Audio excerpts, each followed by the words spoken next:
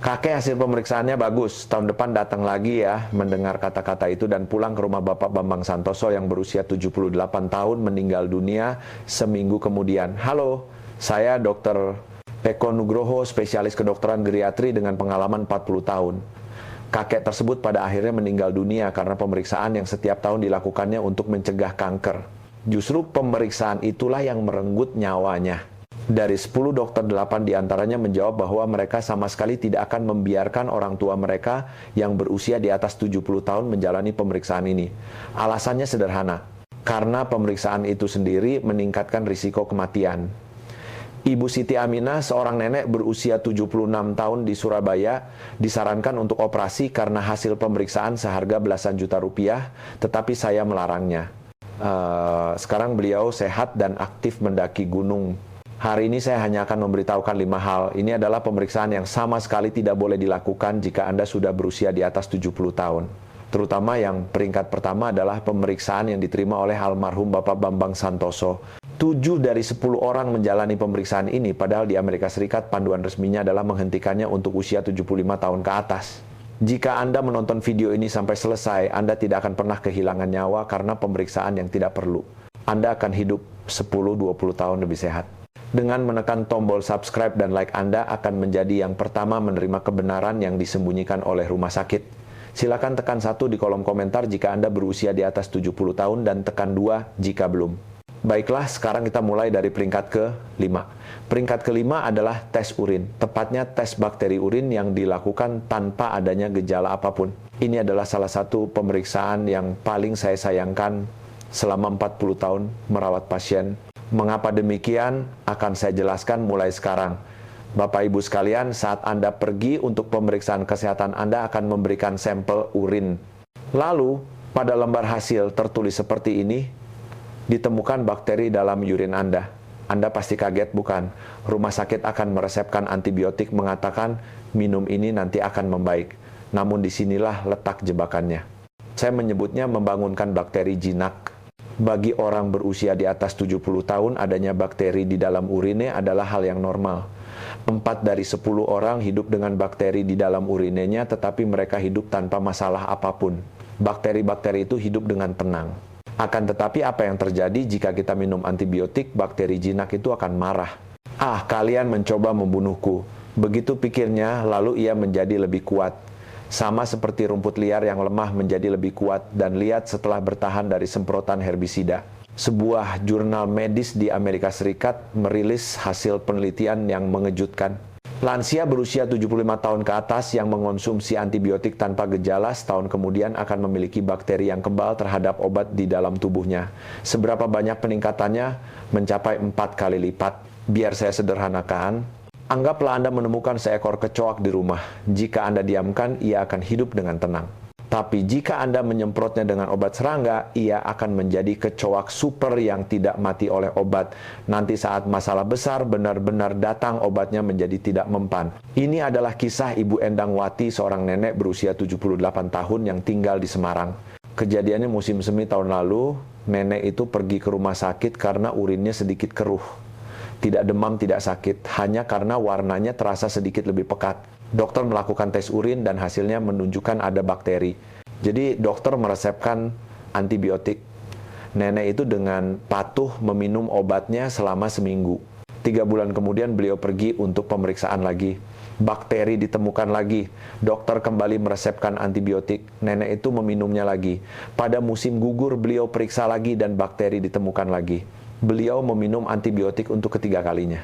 Dalam setahun beliau minum antibiotik sebanyak 3 kali. Namun pada musim dingin tahun lalu, nenek itu benar-benar terkena infeksi kandung kemih. Kali ini rasanya benar-benar sakit. Demamnya mencapai 39 derajat Celcius. Dan setiap kali buang air kecil, rasanya seperti ditusuk pisau. Nenek itu segera pergi ke rumah sakit. Dokter meresepkan antibiotik. Tetapi setelah 3 hari, demamnya tidak kunjung turun. Obatnya tidak bekerja. Dokter menggantinya dengan antibiotik kedua, masih tidak berhasil. Baru setelah menggunakan obat ketiga, penyakitnya sembuh. Nenek itu menderita selama seminggu. Saat beliau datang menemui saya melihat riwayat resep obatnya. Lalu saya berkata padanya, Nek, obat yang diminum itu sia-sia. Antibiotik yang nenek minum 3 kali selama setahun itu justru menjadi racun. Mata nenek itu berkaca-kaca, dok saya tidak tahu. Saya kira karena itu obat dari rumah sakit saya harus meminumnya. Inilah jebakan dari tes urin di peringkat ke-5. Jika Anda mencari bakteri saat tidak ada gejala dan meminum antibiotik, nanti saat Anda benar-benar sakit, obatnya tidak akan mempan. Lalu apa yang harus kita lakukan? Sederhana. Pertama, jika tidak demam dan tidak sakit saat buang air kecil, abaikan hasil tesnya. Jangan pedulikan angka apapun yang tertera di sana. Kedua, minumlah air putih. Sebotol besar air mineral sehari sekitar 2 liter sudah cukup. Dengan begitu, bakteri akan terbilas secara alami. Air adalah obat terbaik. Ketiga, pergilah ke rumah sakit hanya jika gejala nyata muncul. Jika demam dan sakit, barulah minum antibiotik. Tidak perlu meminumnya terlebih dahulu. Jadi ingatlah, Anda berusia di atas 70 tahun, hasil tes urin menunjukkan ada bakteri. Jika tidak demam dan tidak ada rasa sakit, jangan minum obat. Cukup minum air putih. Jika peringkat ke-5 saja sudah seperti ini, peringkat ke-4 lebih mengejutkan lagi. Ini adalah pemeriksaan yang dilakukan 8 dari 10 orang setiap tahunnya. Peringkat ke-4 adalah pemeriksaan elektrokardiogram EKG. Tepatnya EKG rutin yang dilakukan setiap tahun tanpa adanya gejala. Saya menyebutnya kebiasaan membuka kap mesin. Apa yang terjadi? Jika Anda terus-menerus membuka kap untuk memeriksa mesin mobil yang sebenarnya baik-baik saja, justru akan membuatnya rusak. Jantung pun demikian. Bapak Ibu sekalian, saat Anda pergi untuk pemeriksaan kesehatan, Anda akan menjalani EKG. Anda berbaring dengan benda seperti alat isap ditempelkan di dada, lalu terdengar bunyi bip-bip-bip dan secari kertas keluar. Itulah hasil EKG. Namun terkadang hasil pemeriksaannya seperti ini, ditemukan kelainan pada EKG, Anda pasti kaget. Bukan, dokter akan berkata, sepertinya Anda perlu pemeriksaan lanjutan. Dari sinilah mimpi buruk dimulai. Komunitas medis Amerika secara resmi mengumumkan pada tahun 2024 untuk tidak melakukan EKG pada orang tanpa gejala. Mengapa? Karena ini adalah tes pembohong. Pada usia di atas 70 tahun, 4 dari 10 orang menunjukkan kelainan pada hasil EKG. Tetapi dari mereka berapa banyak yang benar-benar memiliki penyakit jantung? Kurang dari 1 dari 10 orang, 9 orang sisanya sehat tetapi hasilnya menunjukkan ada kelainan. Biar saya sederhanakan, anggaplah ada alarm kebakaran. Namun dari 10 kali alarm ini berbunyi 9 diantaranya adalah alarm palsu. Kebakaran yang sesungguhnya hanya terjadi sekali. Apakah Anda akan memanggil pemadam kebakaran setiap kali alarm berbunyi? Tentu tidak. Tetapi di rumah sakit mereka memanggilnya. Jika hasil EKG menunjukkan kelainan, mereka akan langsung melanjutkan ke pemeriksaan berikutnya. Tes beban olahraga USG jantung, CT scan arteri koroner, bahkan pemeriksaan dengan memasukkan kamera ke dalam pembuluh darah. Dan dalam proses itu jika ditemukan sesuatu, mereka akan menyarankan pemasangan stent. Itu adalah operasi memasukkan jaring-jaring kecil ke dalam pembuluh darah. Ini adalah kisah Bapak Budi Hartono, seorang kakek berusia 74 tahun yang tinggal di Bandung. Kejadiannya musim panas tahun lalu, kakek itu pergi untuk pemeriksaan kesehatan. Tidak ada keluhan nyeri dada, tidak sesak napas, hanya pemeriksaan rutin tahunan. Hasil EKG keluar, ditemukan kelainan pada EKG. Dokter berkata, coba kita lakukan tes beban olahraga. Kakek itu berlari di atas treadmill. Tetapi hasilnya lagi-lagi menunjukkan kelainan. Berikutnya adalah CT scan arteri koroner, pemeriksaan seharga belasan juta rupiah. Hasilnya keluar, pembuluh darah Anda menyempit. Anda harus menjalani angiografi koroner. Angiografi koroner adalah pemeriksaan dengan memasukkan selang melalui pembuluh darah di kaki hingga ke jantung. Kakek itu takut tetapi tetap melakukannya. Hasilnya pembuluh darah Anda tersumbat 50%. Mari kita pasang stent. Kakek itu langsung menjalani prosedur pemasangan stent saat itu juga. Beliau dirawat inap selama 3 hari dan biayanya mencapai 60 juta rupiah. Namun setelah keluar dari rumah sakit, kakek itu datang menemui saya. Dok, tidak ada yang berbeda antara sebelum dan sesudah operasi. Dulu saya tidak sakit, sekarang pun tidak sakit. Kenapa saya harus dioperasi? Saya melihat semua hasil pemeriksaan kakek itu. Dan saya marah. Kakek itu sejak awal tidak memiliki gejala apapun. Tidak sakit saat menaiki tangga dan baik-baik saja saat berolahraga. Saya berkata kepada kakek itu, Pak, seandainya Bapak tidak melakukan EKG, semua ini tidak akan terjadi. Bapak tidak akan menghabiskan 60 juta rupiah dan kaki Bapak tidak akan dilubangi. Kakek itu menundukkan kepalanya Dok, saya hanya mengikuti apa yang disuruh rumah sakit. Inilah jebakan dari pemeriksaan EKG di peringkat keempat. Jika dilakukan tanpa gejala, hasilnya akan bohong dan Anda akan terjerumus ke dalam jurang pemeriksaan tanpa akhir. Dan pada akhirnya, Anda akan menjalani prosedur yang tidak perlu. Lalu apa yang harus kita lakukan? Pertama, jika tidak ada gejala, Anda tidak perlu melakukan EKG. Jika dada tidak sakit, tidak sesak napas, dan baik-baik saja saat menaiki tangga, lewati saja. Kedua, jika ada formulir persetujuan pemeriksaan kesehatan, beri tanda silang X pada item EKG. Anda bisa mengatakan bahwa itu tidak perlu. Ketiga, lakukan pemeriksaan hanya jika ada gejala nyata. Jika dada terasa sesak saat menaiki tangga, napas sangat terengah-engah atau keluar keringat dingin, barulah pergi ke rumah sakit. Saat itulah EKG perlu dilakukan. Jadi, ingatlah, jika Anda berusia di atas 70 tahun dan tidak memiliki gejala apapun, jangan lakukan EKG. Jangan mengubah jantung yang sehat menjadi jantung pesakitan. Peringkat ke-4 masih tergolong ringan. Mulai dari peringkat ke-3, hidup Anda bisa benar-benar berubah. Terutama peringkat ke-3, satu lembar foto, seharga belasan juta rupiah bisa menyeret Anda ke meja operasi. Bagi yang sering sakit pinggang, harap dengarkan baik-baik. Peringkat ke-3 adalah pemeriksaan MRI pinggang. Tepatnya MRI yang langsung dilakukan hanya karena pinggang terasa sedikit sakit. Saya menyebutnya permainan mencari keriput. Apakah Anda akan pergi ke ahli bedah plastik hanya karena ada keriput di wajah? Tentu tidak. Karena itu adalah hal yang wajar seiring bertambahnya usia. Pinggang pun sama. Bapak Ibu sekalian, jika Anda pergi ke rumah sakit karena pinggang sedikit sakit, dokter akan berkata, coba kita lakukan MRI. Lalu Anda akan menjalani pemeriksaan seharga belasan juta rupiah. Anda masuk ke dalam terowongan bundar dan tidak boleh bergerak selama 30 menit. Hasil pemeriksaan keluar. Bantalan tulang Anda menonjol. Anda pasti kaget, bukan dokter akan berkata Anda harus mempertimbangkan operasi. Namun di sini ada sebuah rahasia besar. Jurnal Kedokteran Tulang Belakang Amerika Serikat mempublikasikan hasil penelitian pada tahun 2023. Mereka mengumpulkan 100 orang berusia di atas 60 tahun. Orang-orang ini sama sekali tidak pernah sakit pinggang. Mereka adalah orang-orang sehat. Ke 100 orang ini menjalani MRI. Bagaimana hasilnya? 90 dari 100 orang didiagnosis mengalami penonjolan bantalan tulang diskus hernia. Padahal mereka tidak merasakan sakit. Yang lebih mengejutkan adalah ini dari 90 orang tersebut, berapa banyak yang benar-benar memerlukan operasi? Hanya 3 orang. Hanya 3 dari 100 orang yang memerlukan perawatan. Saya ulangi, 97 dari 100 orang sehat tanpa keluhan sakit pinggang akan menunjukkan hasil abnormal jika melakukan MRI.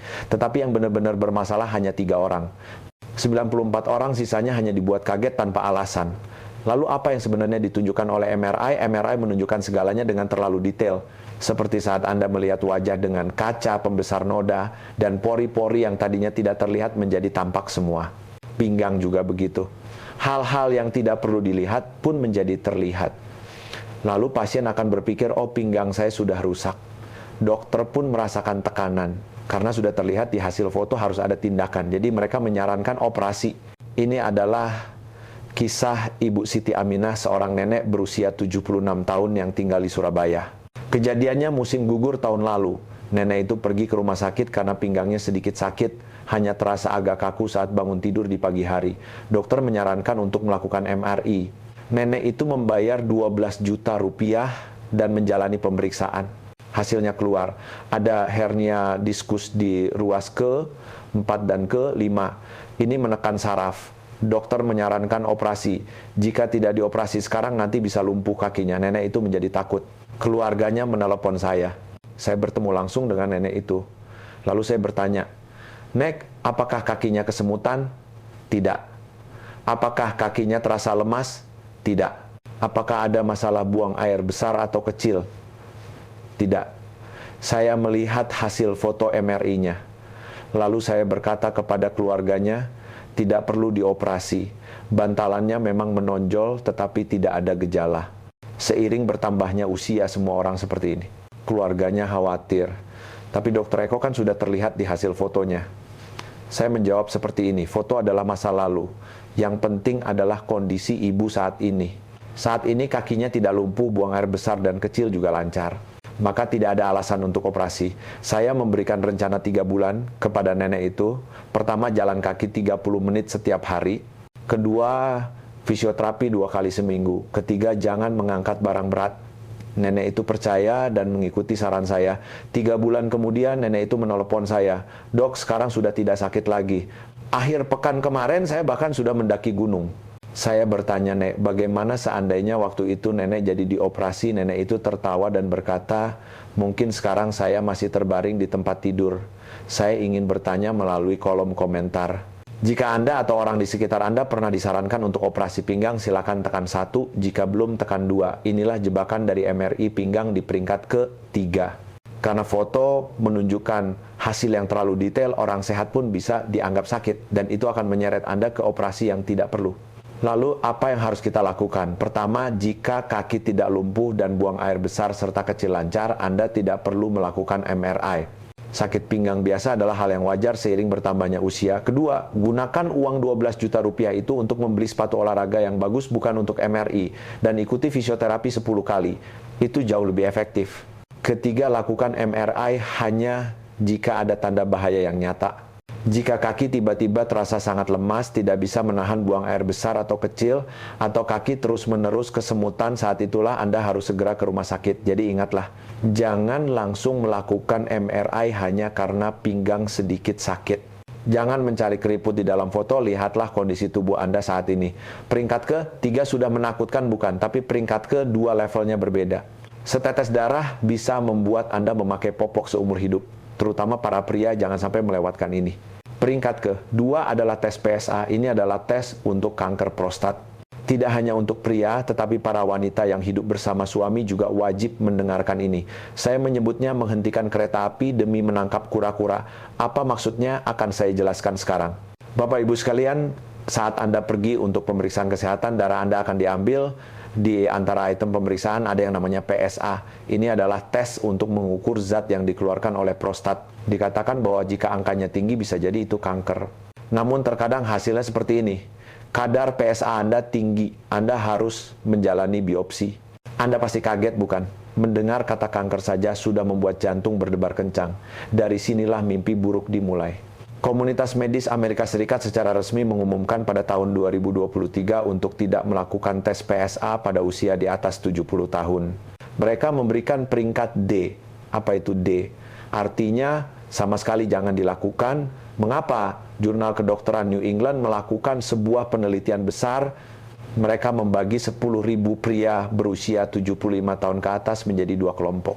Satu kelompok menjalani tes PSA dan kelompok lainnya tidak. Setelah 15 tahun hasilnya keluar. Berapa banyak yang meninggal karena kanker prostat? Di kelompok yang menjalani tes angkanya 1/4 dari 100 orang. Di kelompok yang tidak dites angkanya 1/6 dari 100 orang. Hampir sama bukan? Tetapi ada perbedaannya. Di kelompok yang menjalani tes, apa yang terjadi pada orang-orang yang dioperasi? 3 dari 10 orang mengalami inkontinensia urin. Mereka tidak bisa menahan kencing, harus memakai popok. Yang lebih mengejutkan adalah ini 5 dari 10 orang kehilangan fungsi seksualnya. Hilang sama sekali. Biar saya sederhanakan, kanker prostat pada usia 70-puluhan itu seperti kura-kura, ia tumbuh sangat lambat. Dalam 10 tahun ia hanya tumbuh 1 cm. Sementara itu usia harapan hidup kita adalah kereta api super cepat, melaju kencang dan tiba di stasiun akhir sekitar usia 85 tahun. Jadi sebelum si kura-kura sempat menimbulkan masalah, keretanya sudah sampai tujuan. Perlukah kita menghentikan kereta hanya untuk menangkap kura-kura? Tentu tidak, dibiarkan saja tidak apa-apa. Tetapi jika kita melakukan tes, apa yang akan terlihat? Kura-kuranya akan terlihat, ini kanker. Lalu kita berpikir harus menangkapnya. Jadi kita melakukan biopsi operasi dan pada akhirnya membayar harga yang mahal berupa inkontinensia urin dan hilangnya fungsi seksual. Ini adalah kisah Bapak Ahmad Hidayat, seorang kakek berusia 76 tahun yang tinggal di Surabaya. Kejadiannya musim semi tahun lalu. Kakek itu pergi untuk pemeriksaan kesehatan. Buang air kecil, lancar, tidak ada masalah apapun. Tetapi kadar PSA-nya menunjukkan angka 52. Normalnya di bawah 4.0.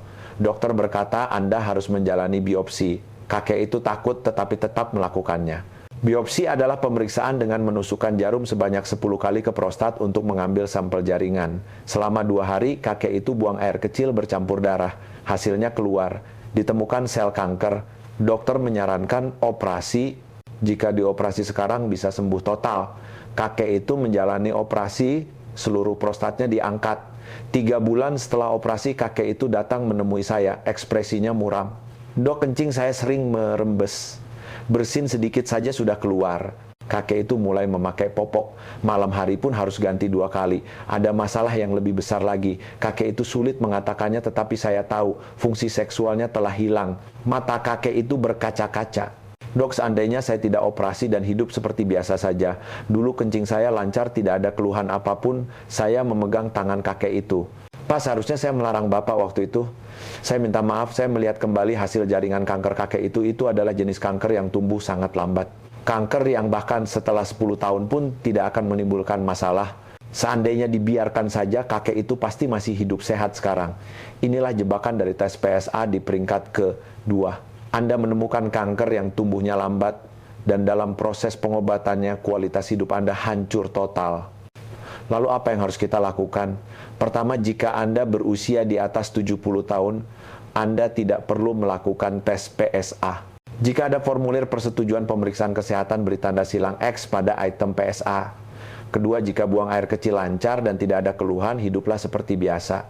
Meskipun ada kanker, ia tumbuh lambat jadi tidak akan menjadi masalah.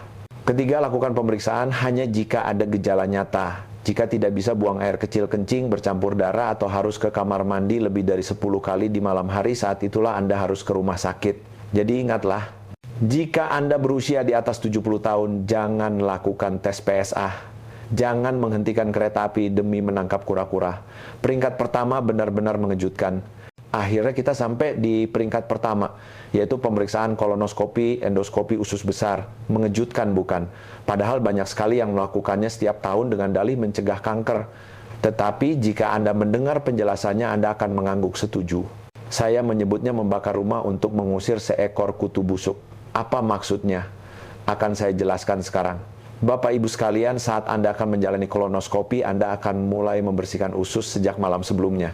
Minum 2 liter cairan pembersih dan bolak-balik ke kamar mandi 10 kali.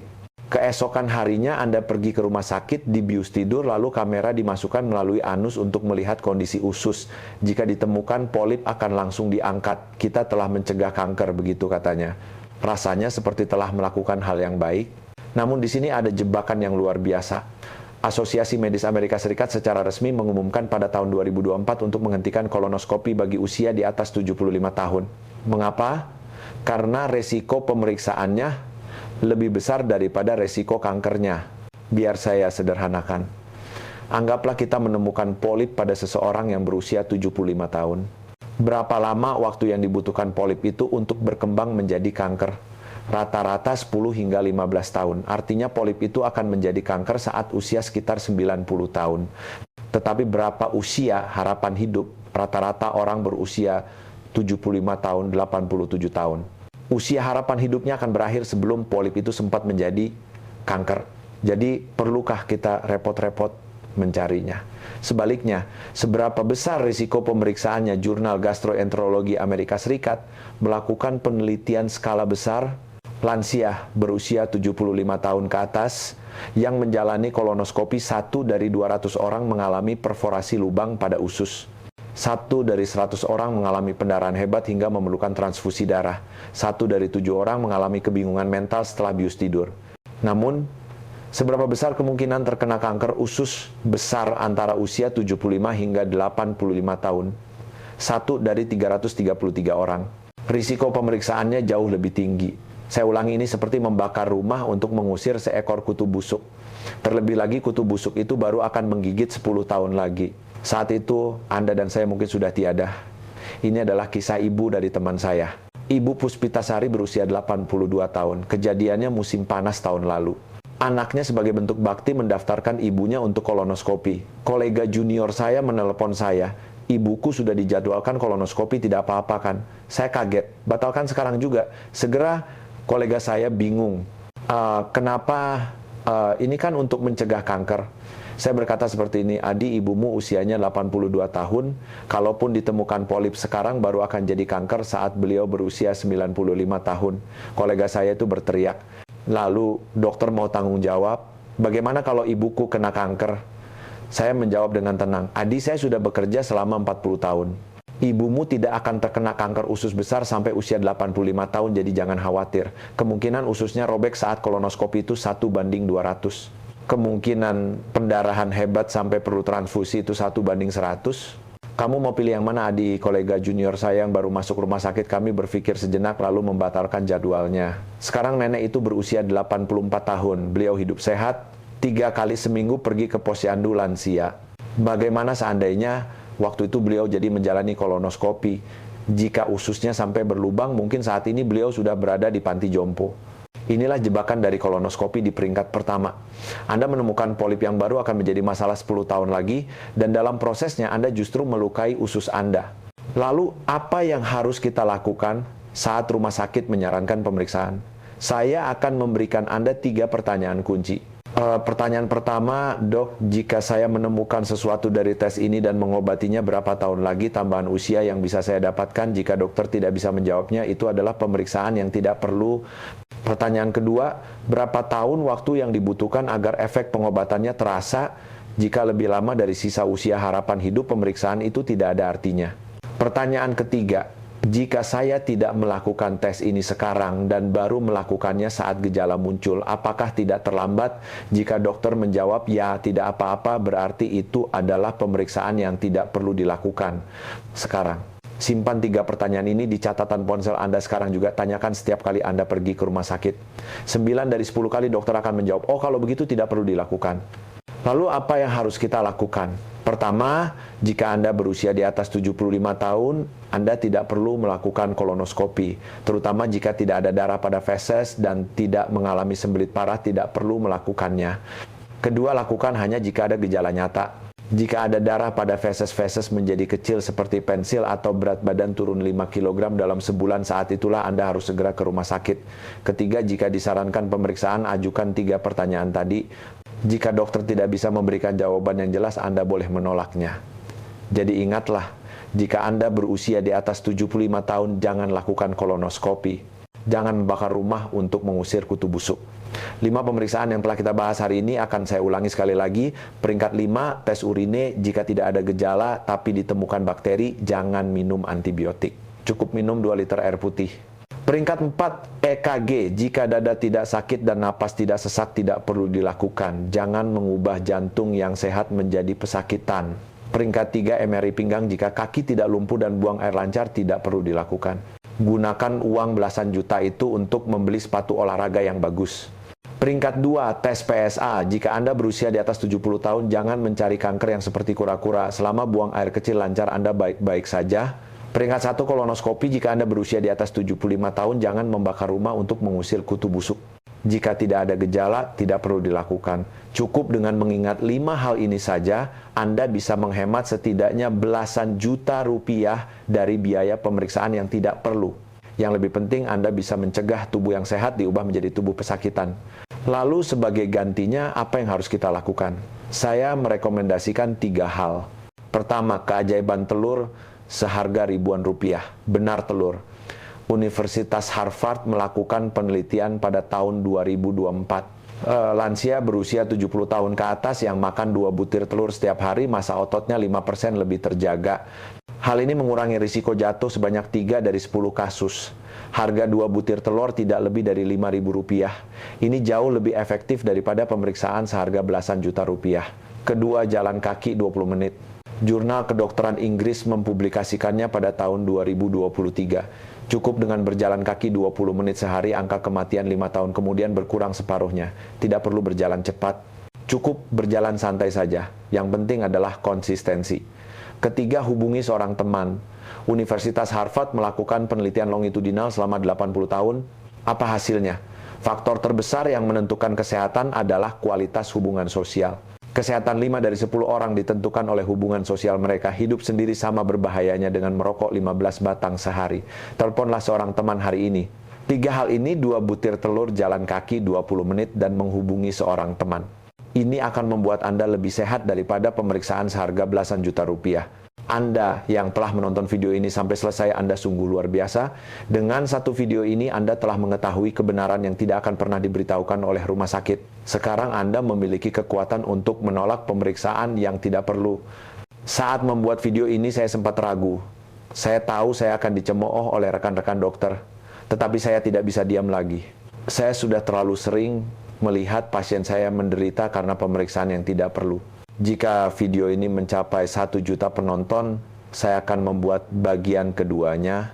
Video tentang 10 jenis obat yang tidak akan diminum oleh dokter di atas usia 70 tahun. Sekarang tekan tombol bagikan. Kirimkan kepada saudara-saudara Anda, kepada teman-teman Anda. Dengan menekan tombol subscribe, Anda akan menjadi yang pertama menerima informasi kesehatan yang disembunyikan rumah sakit. Jangan lupa juga untuk menekan tombol like. Like dari Anda akan menyebarkan video ini ke lebih banyak lansia. Saya ingin bertanya melalui kolom komentar, mulai hari ini apa yang akan Anda mulai? Makan telur, tekan 1, jalan kaki 20 menit, tekan 2, menghubungi teman, tekan 3, lalu seminggu lagi berikan komentar lagi. Tuliskan sudah saya lakukan selama seminggu, mulailah dari hari ini. Satu kebiasaan kecil itu akan menjaga kesehatan Anda. Bapak Ibu sekalian, menjadi tua bukan berarti harus sering ke rumah sakit. Justru menjadi tua berarti harus cerdas menolak pemeriksaan yang tidak perlu. Jangan mengubah tubuh yang sehat menjadi pesakitan. Mari kita menua dengan sehat bersama. Terakhir, satu hal lagi yang ingin saya sampaikan. Menolak 5 pemeriksaan ini bukanlah tindakan yang tidak bertanggung jawab. Justru ini adalah pilihan yang bijaksana. Ini adalah hal-hal yang sudah diumumkan secara resmi oleh komunitas medis Amerika Serikat. Anda tidak melakukan kesalahan apapun. Sehat selalu. Terima kasih.